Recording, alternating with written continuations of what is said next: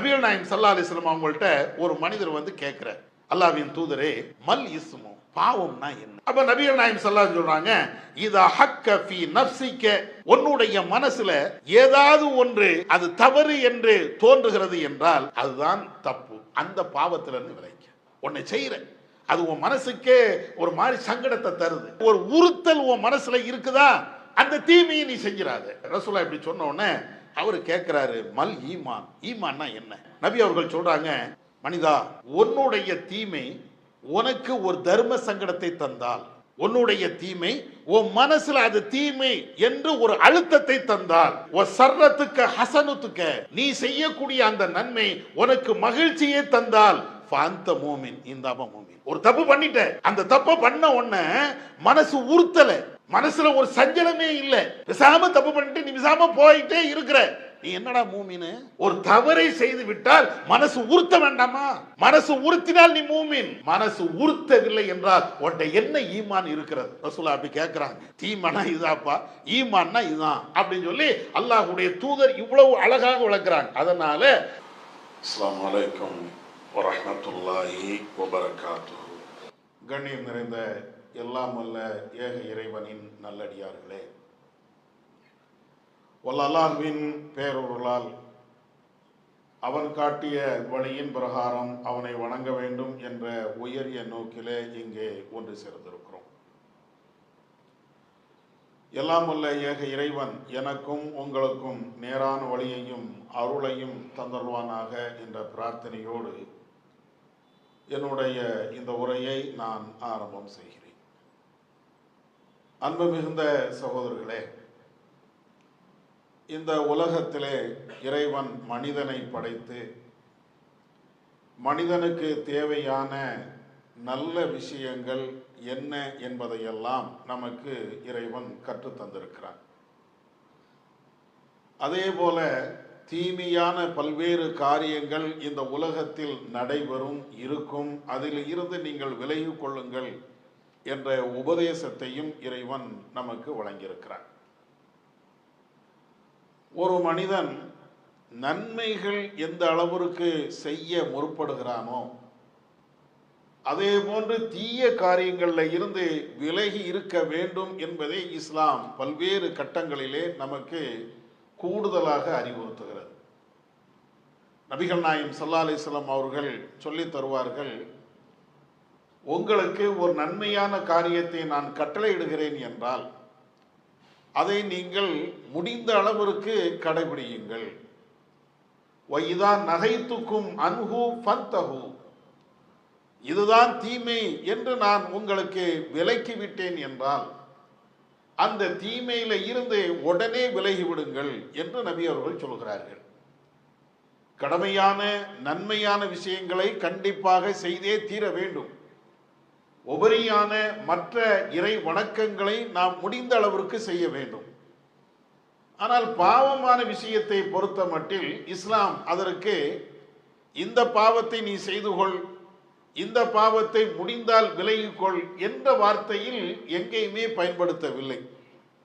பாவமான மோசமான மார்க்கம் தடுத்த எந்த தீமையாக இருந்தாலும் அதுல இருந்து உன்னை நீ காத்துக்கொள் என்றுதான் இஸ்லாம் பல்வேறு இடங்களிலே நமக்கு திரும்ப திரும்ப வலியுறுத்துகிறது. அதற்கு என்ன காரணம்?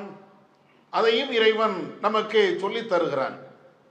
நாளை மறுமையிலே பாவம் செய்து விட்டவர்கள், இறைவனுக்கு அநியாயம் செய்து விட்டவர்கள், அவர்களுடைய நிலைப்பாடுகள் எல்லாம் எப்படி இருக்கும் என்பதை தன்னுடைய குர்ஆனிலே இறைவன் சொல்கிறான்.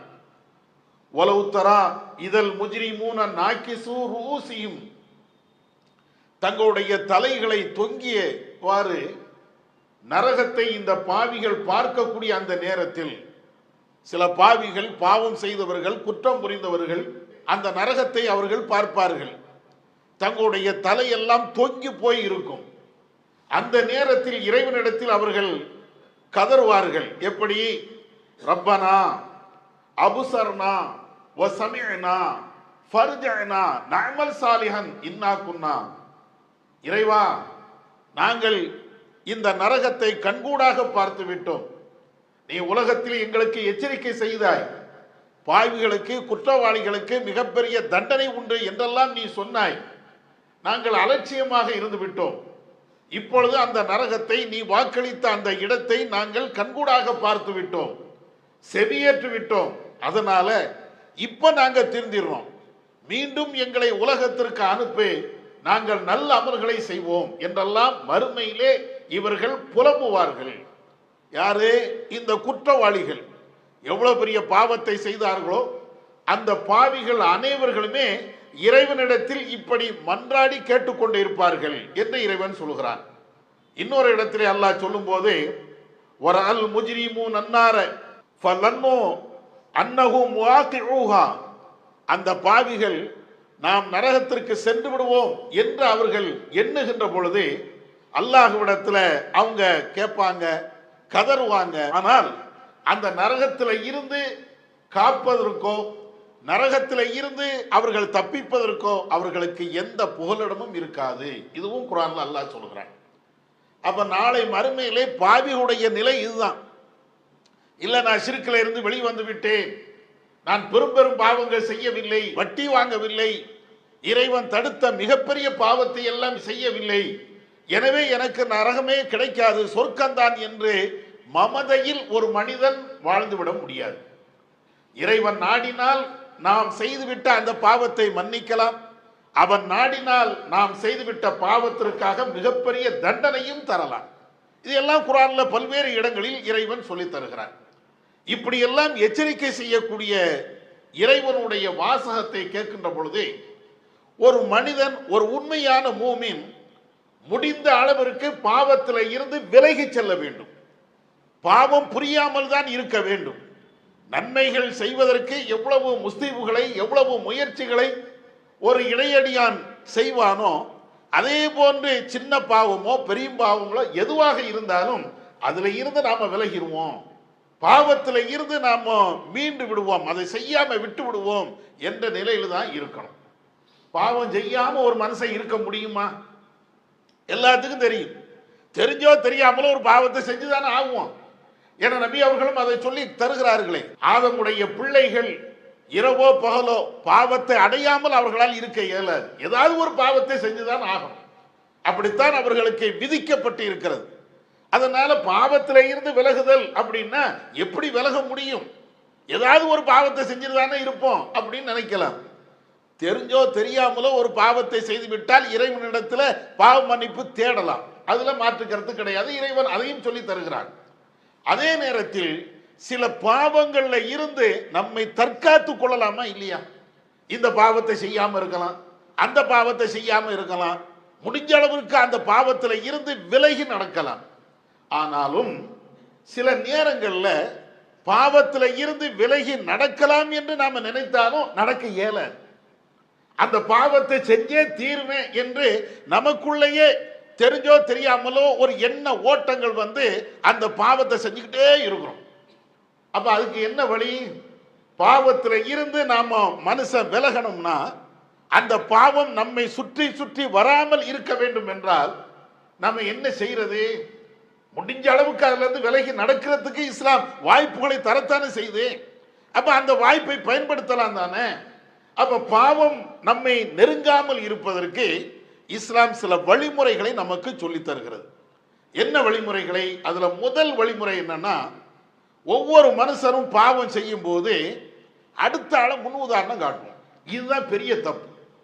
பாவத்தில் இருந்து விலகணும் நம்ம நினைக்கும் போதே ஒரு தவறை, ஒரு குற்றத்தை நான் செய்து விட்டேன் என்றால் அதை நியாயப்படுத்துவேன், அடுத்த ஆளை முன் உதாரணமாக காட்டுவேன். ஏப்பா வரதட்சணை வாங்கினேன், நான் மட்டுமா வாங்கினேன், அவர் வாங்கலையா, இவர் வாங்கலையா அப்படின்னா என்ன அர்த்தம்? செய்துவிட்ட பாவம் என்பது, அந்த குற்றம் என்பது நம்முடைய மனதில் எந்த பாதிப்பையும் தரல, நியாயப்படுத்துகிறோம். அவன் செய்தானே, இவன் இந்த தப்பை பண்றானே, அவன் அந்த தப்பை பண்றானே. இதுதான் நாம பாவத்தில் இருந்து விலகாம இருக்கிறதுக்கு அடிப்படையான காரணம். இன்னும் சில பேர், அந்த ஆலிம்சா எவ்வளவு நாள் பயான் பண்ணாரு, அவர் அப்படி தப்பு பண்ணிட்டாரு, இந்த தலைவர் அவர் எவ்வளவு நல்ல மனுஷனா இருந்தாரு, இவர் இந்த தவறை பண்ணிக்கிட்டாரு, அதனால நானும் தப்பு பண்ணுவேன். இதெல்லாம் சொல்வதற்கு என்ன காரணம்? அவர் அந்த தவறு பண்ணிட்டார், இவர் இந்த தப்பு பண்ணிட்டார், அவர் அதை பண்ணிட்டாரு, ஊர்ல ஒரு பெரிய மனுஷனா இருந்தான், இவன் இவ்வளவு பெரிய தப்பு பண்ணிட்டான். இப்படி எல்லாம் நாம பேசுவதற்கு என்ன காரணம்னா, பெரிய பெரிய மனிதர்களே, பெரிய பெரிய ஆட்களே இவ்வளவு பிரம்மாண்டமான தப்பை செய்கின்ற பொழுது, அல்லது இது போன்ற தவறுகளை அவர்கள் ஈடுபடுகின்ற பொழுது, நான் ஏன் தப்பு பண்ணக்கூடாது? அப்ப ஏன் தப்புல இருந்து எப்படி விலகுவோம்? நம்முடைய தவறை நாம நியாயப்படுத்துகிறோம். இது நான் செஞ்சது சரிதான் என்று நாம வாதிடுகிறோம். நேரடியாக வாதிடாம வேற வேற காரணங்களை சொல்லி வாதிடுகிறோம். இதுதான் நம்மள்கிட்ட இருந்து தவறு வெளியில போக மாட்டேங்குது. நம்மளையே சுத்தி சுத்தி வருவதற்கு என்ன காரணம் என்றால் இதை நியாயப்படுத்தி கொண்டே இருக்கிறோம். அல்லாஹ் முதல்ல நியாயப்படுத்தாதங்கிறான். ஒரு தவறு நீ செய்து விட்டாய் என்றால் தவறுதான் என்று அல்லாஹ்விடத்தில் நீ பாவ மன்னிப்பு தேடு. இறைவன் மன்னிப்பதற்கு போதுமானவன். அதை விட்டுட்டு அவன் செஞ்சானே இவன் செஞ்சானே அப்படி நடக்குது, உலகத்தில் இல்லாத தவறா அப்படின்னா நீ தவறுல இருந்து திருந்துறதுக்கு இதை சொல்லல, மீண்டும் மீண்டும் தவறை செய்வதற்காக வேண்டித்தான் இந்த வாதத்தை நீ வைக்கிறாய். அல்லாஹ் திருமறை குர்ஆன்ல சொல்லி காட்டுகிறான், யா பனி ஆதம் லா யஃப்தினன்னகும் ஷைத்தானு கமா அஹ்ரஜ அபவைக்கும் மினல் ஜன்னா. மக்களே, ஆதமுடைய பிள்ளைகளே, மனிதர்களே, சொர்க்கத்தில் இருந்து உங்களுடைய பெற்றோரை ஷைத்தான் எப்படி வெளியேற்றினானோ, வாதங்களை சொல்லி, லாஜிக்குகளை பேசி, தர்க்கரீதியான சில விஷயங்களை சொல்லி அல்லாஹ்வுக்கு பாவம் செய்ய வேண்டும் என்று உங்களுடைய பெற்றோருக்கு அந்த ஷைத்தான் எப்படி தூண்டுதல் செய்தானோ அதே போன்று உங்களை தூண்டி விட வேண்டாம். ஷைத்தான் உங்களை வழிகெடுத்து விட வேண்டாம். ஒருவர் தவறு செய்து விட்டார் என்றால் அது தவறு என்று தெரிஞ்சதற்கு பின்பு அதை போய் எப்படி நீ முன்மாதிரியா எடுப்ப? ஒருத்தன் விபச்சாரம் பண்ணிட்டான், அவன் மட்டுமா விபச்சாரம் பண்ணுவான், நானும் விபச்சாரம் பண்ணுவேன்னா? இதை மாதிரி ஒரு அயோக்கியத்தனம் எதுவுமே இருக்காதுல்ல. ஒருத்தன் திருடிட்டான், அவன் மட்டுமா திருடுதான், நானும் திருடுவேன் அப்படின்னா? அவன் திருடினான்ல நானும் திருடுவேன் அப்படின்னா உலகத்துல தவறு அழியாது. இன்னும் சொல்ல போனால் தவறு பெருகிட்டே தான் இருக்கும்.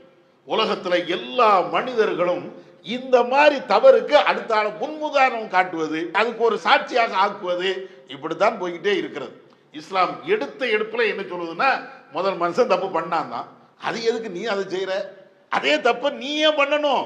அதுக்கு தான் தண்டனை கொடுத்துட்டல. அப்ப அதை நீ முன்மாதிரியாக எடுக்காது. எவர்கள் தவறு செய்தாலும் அதை முன்மாதிரியாக எடுப்பது, அதுவே உன்னுடைய தவறை நீ நியாயப்படுத்துவதற்கும் தவறுல இருந்து விலகாமல் இருப்பதற்கும் அதுதான் காரணம். இறைவன் இப்படி இந்த வசனத்துல நமக்கு சொல்லி தருகிறான். இதோடு நிக்கல, நம்மள்கிட்ட தவறு வராம இருக்கணும் அப்படின்னு சொன்னா அடுத்து இன்னும் சில விஷயங்கள். எந்த தவறாக இருந்தாலும் அதை அலட்சியப்படுத்தக்கூடாது. சின்னதோ பெருசோ ஒரு தவறு நடந்துடுச்சுன்னு வைங்களேன், தவறு நடந்து விட்டது என்றால் அதெல்லாம் ஒன்றும் இல்லைப்பா, அதெல்லாம் ஒன்றும் இல்லை, அது நான் பெரிய தப்பா, இதெல்லாம் பெரிய விஷயமா, எல்லா மனுஷன்ட்டையும் இருக்கக்கூடிய ஒன்று தானே அப்படின்னு பாவமான விஷயத்தில் நியாயப்படுத்தக்கூடாது. இதுவும் நம்ம பாவத்தில் இருந்து விலகாமல் இருப்பதற்கு இதுவும் ஒரு காரணம். நபிகள் நாயகம் ஸல்லல்லாஹு அலைஹி வஸல்லம் அவங்க சொல்லி காட்டுகிறாங்க, ஈயாக்கும் ஓ முஹக்கிராத்தி துனூப். நபிகள் நாயகம் ஸல்லல்லாஹு அலைஹி சொல்றாங்க, நீங்களும் பாவத்தை அலட்சியப்படுத்ததை விட்டு உங்களை நான் எச்சரிக்கை செய்கிறேன். பாவத்தை ஒரு மாதிரி அலட்சியமாக நீ நினைக்கிறீங்களே, ஒருத்தன் வரதட்சணை வாங்கிட்டான், சரி போட்டா போட்டுப்பா அப்படிங்கிறமே, இது அலட்சியம், இது தீமைன்னு தெரியுதுல்ல. அந்த தீமை என்று தெரிகின்ற பொழுது அதற்கு எவ்வளவு கடுமையான வார்த்தைகளை பயன்படுத்த வேண்டுமோ, அல்லது அது தீமை என்பதை எவ்வளவு கண்டிக்க வேண்டுமோ, அப்படி எதுவுமே கண்டிக்காம போனா போட்ட. அப்ப தீமை என்றால் உங்களுக்கு இப்படித்தானா? ரசூலுல்லாஹ் அதை கேட்கிறாங்க, ஈயாக்கும் ஓ முஹக்கிராத்தி துனூப், பாவங்களை அலட்சியமாக கருதுகிறீர்களே, இதெல்லாம் பெரிய பாவமா அப்படி நீங்க நினைக்கிறீங்களே, நான் எச்சரிக்கை செய்கிறேன் என்று ரசூலுல்லாஹ் சொல்லிட்டு அதுக்கு ஒரு உதாரணம் சொல்றாங்க. ரசூலுல்லாஹ் அழகான ஒரு உதாரணம். எப்படி சொல்றாங்க? ஒரு குடும்பத்தார்கள் அல்லது ஒரு கூட்டத்தார்கள் வெளியூருக்கு அப்படியே போறாங்க. போகின்ற அந்த இடத்துல அவங்களுக்கு சமையல் செய்வதற்கு விறகுகள் இல்லை. அப்ப என்ன செய்யறது? அவங்களிலேயே ஒரு ஆள் போய் வெகு தூரமா போய் ஒரே ஒரு குச்சியை எடுத்துட்டு வராரு. இன்னொரு ஆள் போறாரு, இன்னொரு குச்சியை எடுத்துட்டு வராரு. இன்னொரு ஆள் போறாரு, இன்னொரு குச்சியை எடுத்துட்டு வராரு. இப்படி அந்த குடும்பத்தை சார்ந்தவங்க, அந்த சமுதாயத்தை சார்ந்தவங்க ஒவ்வொரு ஆளா போய் ஒவ்வொரு குச்சியா எடுத்துட்டு மிகப்பெரிய விறகை அவர்கள் சேமித்து விட்டாங்க. அதற்கு பின்னால அந்த விறகை வைத்துக் கொண்டு அவர்கள் நெருப்பை மூட்டி தங்களுக்கு தேவையான அந்த சமையலை அவர்கள் செய்கிறார்கள், அவர்கள் சாப்பிடுகிறார்கள். இது நடக்கா? இதே மாதிரிதான்ப்பா நீங்க பாவத்தை இழிவாக அல்லது பாவத்தை அலட்சியமாக கருதுவதற்கு ஒரு உதாரணம் அப்படிங்கிறாங்க. அப்படின்னா என்னன்னு புரியுதா? ஒரு சின்ன குச்சி தானே இது, என்ன செஞ்சிரும்? ஒரு சின்ன குச்சி தானே இது, என்ன மிகப்பெரிய தீயை தந்துருமா அப்படி நம்ம நினைக்கலாம். ஆமா, ஒரு குச்சி தராது, இன்னொரு குச்சி கொண்டு வாரிய, அதுவும் பெருசா உங்களை எதுவும் எந்த நெருப்பையும் தந்துராது, சமையல் பண்ணக்கூடிய அளவிற்கு மிகப்பெரிய நெருப்பை அது தராது. ஆனா ஒரு குச்சியை போட்டு இன்னொரு குச்சியை போட்டு இன்னொரு குச்சியை போட்டு இன்னொரு அப்படி போனா கடைசி உங்களை அடிச்சிடாதா? நபிகள் நாயகம் ஸல்லல்லாஹு அலைஹி வஸல்லம் அவர்கள் இவ்வளவு அழகா சொல்றாங்க, ஒரு குச்சி என்று நீ அலட்சியமா இருக்காத, ஒரு குச்சி இன்னொரு குச்சி இன்னொரு குச்சி இப்படி கொண்டு வந்துதானே பிரம்மாண்டமான நெருப்பை நீங்க உருவாக்குறீங்க. ஒரு குச்சியை வச்சு நீங்க நெருப்பை உண்டாக்கலையே, பல குச்சிகள் சேர்கின்ற பொழுது, பல விறகுகள் சேர்கின்ற பொழுது மிகப்பெரிய நெருப்பை உங்களால் ஏற்படுத்த முடியுதா இல்லையா என்று நபிகள் நாயகம் ஸல்லல்லாஹு அலைஹி வஸல்லம் அவங்க சொல்லிட்டு இந்த உதாரணத்தை சொல்லிட்டு கடைசியாக அல்லாஹ்வுடைய தூதர் சொல்லுவாங்க, ஒரு மனிதன் பாவத்தை அலட்சியமாக கருதுகிறான் என்றால், அப்படியே தொடர்ந்து அந்த பாவத்தை அவன் செய்வான் என்றால் அவனை அந்த பாவம் அழித்தே தீரும். அப்படின்னா என்ன அர்த்தம்? ஒரு நாள் ஒரு பாவத்தை செஞ்சுட்டோம், போனா போட்டோம், அடுத்த நாள் போனா போட்டோம், அடுத்த நாள் போனா போட்டோம், பாவ சுமை ஏறிக்கிட்டே போகும். அப்ப கடைசியாக இறைவன் சொல்றானே, நாளை மறுமையில நரகத்தை பார்க்கக்கூடிய அந்த நேரத்தில் மிகப்பெரிய வேதனைப்பட்டு அல்லாஹ்விடத்தில் புலம்புவான், அவனுக்கு அவ்வளவு பெரிய கை சேதங்கள் ஏற்படுங்கிற அதனை வந்து நிற்கும். ரசூலுல்லாஹ் இங்க அவ்வளவு அழகாக சொல்லி தராங்க. அப்ப இந்த மாதிரி ஒரு பாவம் அதை அலட்சியப்படுத்துவது என்பது மார்க்க அடிப்படையில் வந்து மிகப்பெரிய தவறு. இன்னும் சொல்ல போனால் நபிகள் நாயகம் ஸல்லல்லாஹு அலைஹி வஸல்லம் அவங்க சொல்லி காட்டுவாங்க, இந்த மக்காவுல புனிதமிக்க அந்த பூமியில ஷைத்தான் அவன் தன்னை வழிபாடு செய்யப்பட வேண்டும் என்பதை விட்டும் அவன் நிராசை அடைஞ்சிட்டான். ஷைத்தான் அங்கே வழிபாடு செய்யப்பட மாட்டான், அப்படி ஒரு காரியம் நடக்காது என்று அவன் முடிவுக்கே வந்து விட்டான். ஆனால் ஷைத்தானுக்கு இன்னொரு விஷயம் இருக்கிறது, இன்னொரு மகிழ்ச்சியாக இருக்கிறது. என்ன? பாவத்தை நீங்கள் அலட்சியமாக பார்ப்பீங்களே, அலட்சியமாக ஒவ்வொரு பாவத்தையும் நீங்க பார்த்துட்டு அந்த நிலை ஷைத்தானுக்கு மகிழ்ச்சியை தருகிறது. இன்னைக்கும் நடக்கும். மிகப்பெரிய ஷிர்க்கு அந்த மண்ணில் நடக்காம இருந்தாலும், காபாவில் நடக்காம இருந்தாலும், அல்லது வேற வேற ஷைத்தான்கள் வழிபாடு செய்யப்படாம இருந்தாலும் பாவங்கள் இன்னைக்கு நடந்துகிட்டு தான் இருக்கும். அதை ரசூலுல்லாஹ் எச்சரிக்கை செய்யறாங்க. ஏன்? பாவத்தை என்னைக்குமே சாதாரணமாக நீ இடம் போட்டுறாத, இது ஒரு பெரிய பாவம் இல்லை அப்படின்னு நீ நினைக்காத அப்படிங்கிறதுக்காக வேண்டி நபிகள் நாயகம் ஸல்லல்லாஹு அலைஹி வஸல்லம் அவங்க இப்படி ஒன்று சொல்றாங்க. அதுக்கு அடுத்து ஒரு பாவம் நம்மள்கிட்ட நடந்துருச்சு அப்படின்னு சொன்னா அந்த பாவத்தை வெளிப்படுத்தக்கூடாது. நான் பாவத்தில் இருந்து விலகிறேன்னு வைங்களேன், ஒவ்வொன்றா அடுத்த ஆள்கிட்ட போய் நான் அதை போய் சொல்லிக்கிட்டு இருக்கக்கூடாது. ஏன்? சொன்னாலேயே இன்னும் அந்த பாவத்தை செய்வோம், அல்லது அவனும் சேர்ந்து செய்வான். ஏதோ ஒரு தீமை செஞ்சிட்டோம், விடிய விடிய புறம் பேசிட்டோம்னா எப்போ புறம் பேசிட்டோம், சரி தெரிஞ்சோ தெரியாமலோ ஒரு பாவம் நடந்துருச்சு, போய் பேசிட்டோம், பாவம் நடந்துருச்சு. அடுத்த நேற்று நாங்கள் என்னமெல்லாம் பேசணும் தெரியுமா, அப்படி பேசணும் இப்படி பேசணும் 4 பேர்கிட்ட நீ சொல்லிக்கிட்டே இருந்தா அவனும் புறம் பேசுவான், அவனும் இதே மாதிரி தீமையில போவான். நபிகள் நாயகம் ஸல்லல்லாஹு அலைஹி வஸல்லம் சொல்றாங்க, குல்லு உம்மத்தி முஆஃபி, என்னுடைய சமுதாயத்தில் எல்லாருமே பாவங்கள் செய்தவர்களாக இருந்தாலும் அவருடைய பாவங்கள் மன்னிக்கப்படுவதற்கு தகுதியானவர்கள் தான். இல்லல் முஜாஹிரீன், ரசூலுல்லாஹ் சொல்றாங்க, யாரை தவிர தான் செய்துவிட்ட பாவத்தை அடுத்த ஆளுக்கு வெளிப்படுத்தாமல் இருக்கிறான அவனை தவிர. ஒவ்வொரு மனுஷனும் அவன் செய்துவிட்ட பாவத்தை மன்னிப்பதற்கு தகுதி உடையவன் தான்.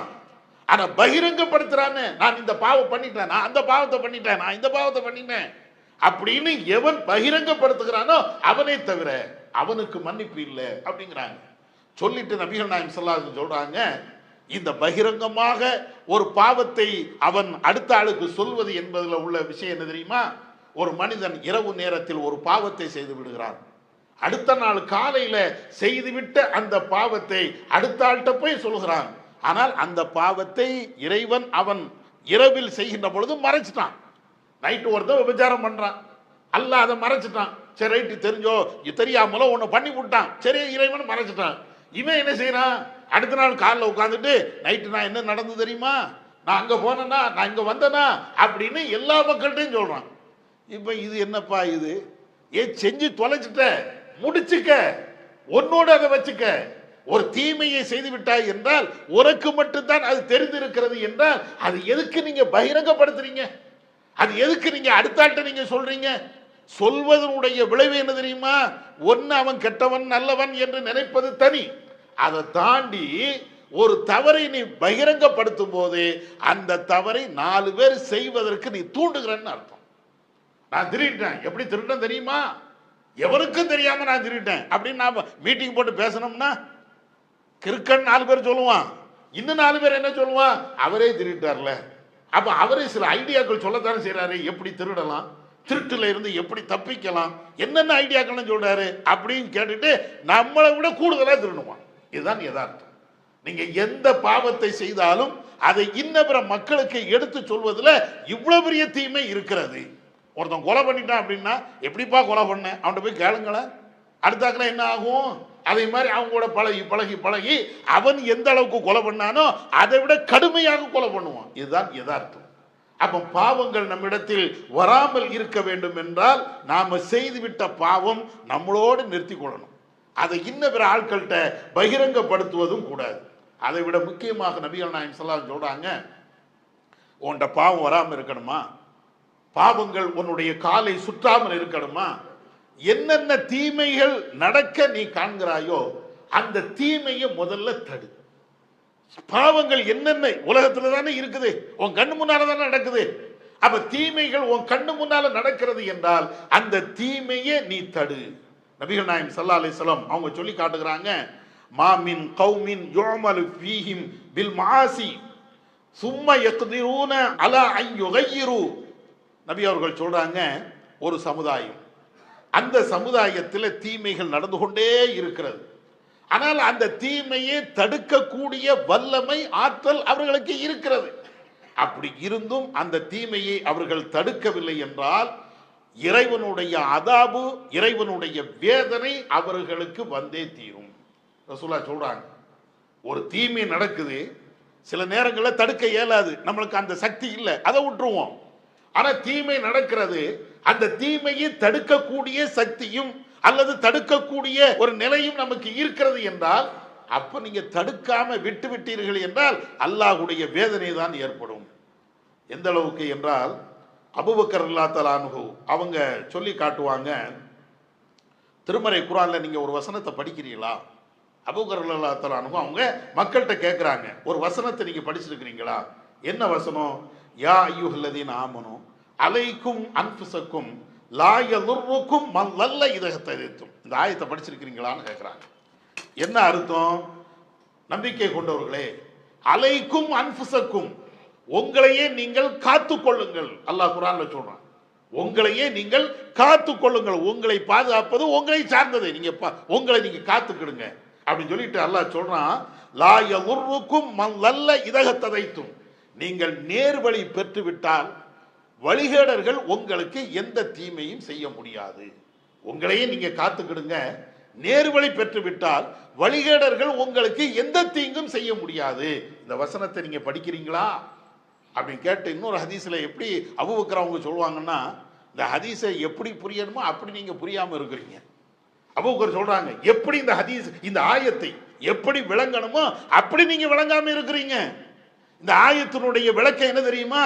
நபிகள் நாயகம் ஸல்லல்லாஹு அலைஹி வஸல்லம் அவர்கள் சொன்னார்கள் அப்படின்னு சொல்லிட்டு ஒரு ஹதீஸை அவங்க சொல்லுவாங்க, இன்னன்னாஸ இதா ரவுல் முன்கர், இந்த மனிதர்கள் அத்தனை பேர்களுமே தீமை நடைபெறுகின்ற அந்த காட்சியை கண்டால் ஃபலம் யுகையிருஹு, அதை அவர்கள் தடுக்காமல் அதை மாற்றாமல் அவர்கள் இருப்பார்கள் என்றால் அல்லாஹ் அவர்களுக்கு வேதனையை இறக்குவான். இதைத்தான் அல்லாஹ் அந்த ஆயத்தில் சொல்றான். நீங்கள் நேர்வழி பெற்று விட்டால் வழிகேடர்கள் உங்களுக்கு எந்த தீங்கும் செய்ய முடியாதுன்னா என்ன அர்த்தம் தெரியுதா? என்ன அர்த்தம்? நீங்க பேசாம எந்த தீமை நடந்தாலும் கண்ணை மூடிட்டு உட்கார்ந்து இருக்கிறீங்க, எந்த தீமை நடந்தாலும் அதை பற்றி உங்களுக்கு எந்த கவலையும் இல்லை, நடந்தா நடந்துட்டு போதுமே அப்படின்னு நீங்க அப்படியே உட்கார்ந்துட்டே இருந்தீங்க அப்படின்னு சொன்னா கண்டிப்பாக உங்களுக்கு இறைவனுடைய தண்டனை வந்துடும். மனுஷன் தண்டனை கொடுக்கிறது தனி, மனுஷன் இன்னொரு மனுஷனுக்கு தீங்கு ஏற்படுத்துவது அது தனி. அதே நேரத்தில் இறைவன் புறத்தில் இருந்து மிகப்பெரிய தண்டனை உங்களுக்கு ஏற்படும் எப்படின்னு சொல்லி நபிகள் நாயகம் ஸல்லல்லாஹு அலைஹி வஸல்லம் சொல்றாங்க. அப்போ ஒரு தீமையை விட்டு நம்ம விலக வேண்டும் என்றால் இது போன்ற சில காரியங்களை நாம கடைபிடிச்சாலேயே நிறைய தீமைகளை இருந்து நம்ம விலகிக் கொள்ளலாம். நிறைய விஷயங்கள்ல இருந்து தீமையிலிருந்து விலகுவது மட்டுமில்லை, நிறைய நன்மைகளையும் செய்யலாம். இறுதியாக நபிகள் நாயகம் ஸல்லல்லாஹு அலைஹி வஸல்லம் அவர்கள் ஈமானுக்கே ஒரு அடித்தளமாக இந்த தீமையிலிருந்து விலகுவதை பற்றி ரசூலுல்லாஹ் பேசுவாங்க. என்னன்னா, முதல்ல மனுஷனுக்கு தப்புல இருந்து விலகணும்னா அதை தப்புன்னு சொல்லி மனசுல பதிய வைக்கணும். இது தப்புதாப்பா, இது தப்புதாப்பா அப்படிங்கிறத மனசுல பதிய வைக்கணும். ஒரு தவறு நடக்கிறது, அது தவறு என்று கூட தெரியாம அல்லது இதெல்லாம் பெரிய தப்பா அப்படி நம்ம நினைச்சிட்டாலேயே ஈமானே இருக்காதுங்கிறாங்க. தவறு நடக்க தவறு தவறு சொல்லணும்ல, இது தப்பு தான் அப்படின்னு ஏத்துக்கணும்ல, ஏத்துக்கிடக்கூடிய மனசு கூட இல்லைன்னா அவன்கிட்ட என்ன ஈமான் இருக்கும்? நபிகள் நாயகம் ஸல்லல்லாஹு அலைஹி வஸல்லம் அவங்க மூலமாக அபு உமாமா எங்கக்கூடிய ஒரு நபி தோழர் அறிவிக்கிறாங்க. முஸ்னத் அஹ்மதுல இடம்பெறக்கூடிய ஒரு செய்தி. நபிகள் நாயகம் ஸல்லல்லாஹு அலைஹி வஸல்லம் அவங்கள்ட்ட ஒரு மனிதர் வந்து கேட்கிறார், அல்லாஹ்வின் தூதரே, மல் இஸ்மு, பாவம்னா என்ன, தீமைனா என்ன, பாவம்னா என்ன? அப்ப நபிகள் நாயகம் ஸல்லல்லாஹு அலைஹி சொல்றாங்க, இதா ஹக்க ஃபீ நஃப்ஸிக, உன்னுடைய மனசுல ஏதாவது ஒன்று கஷ்டமாக அல்லது அது தவறு என்று தோன்றுகிறது என்றால் அதுதான் தப்பு. அந்த பாவத்திலிருந்து விலகிக்க. உன் மனசுல கேட்டுப்பார், உன்னை செய்யற அது உன் மனசுக்கே ஒரு மாதிரி சங்கடத்தை தருது, இதெல்லாம் ஒரு தீமையா இருக்குமோ, இதெல்லாம் ஒரு பாவமா இருக்குமோ அப்படிங்கிற மாதிரி ஒரு உறுத்தல் உன் மனசுல இருக்குதா, அந்த தீமையை நீ செஞ்சிடாத. உடனே ரசூலுல்லாஹ் இப்படி சொன்ன உடனே அவரு கேட்கிறாரு, மல் ஈமான், ஈமான்னா என்ன, தப்புனா என்னன்னு கேட்கிறாரு. ரசூலுல்லாஹ் இதை சொல்லி கொடுத்துட்டாங்க. ஈமான்னா என்ன? நபி அவர்கள் சொல்றாங்க, இதா சாஅத்துக சய்யிஅத்துக, மனிதா, உன்னுடைய தீமை உனக்கு ஒரு தர்ம சங்கடத்தை தந்தால், உன்னுடைய தீமை உன் மனசுல அது தீமை என்று ஒரு அழுத்தத்தை தந்தால், அதே மாதிரி சர்ரத்துக்க ஹசனுத்துக்க, உன்னுடைய நன்மை நீ செய்யக்கூடிய அந்த நன்மை உனக்கு மகிழ்ச்சியை தந்தால், ஃபஅன்த மூமின், இந்தாப மூமின். ஒரு தப்பு பண்ணிட்ட, அந்த தப்பை பண்ண உடனே மனசு உறுத்தல, மனசுல ஒரு சஞ்சலமே இல்லை, விசாம தப்பு பண்ணிட்டு நீ விசாம போயிட்டே இருக்கிற, நீ என்னடா மூமின்னு? ஒரு தவறை செய்து விட்டால் மனசு உறுத்த வேண்டாமா? மனசு உறுத்தினால் நீ மூமின். மனசு உறுத்தவில்லை என்றால் உன்ட என்ன ஈமான் இருக்கிறது? ரசூலுல்லாஹ் அப்படி கேட்கிறாங்க.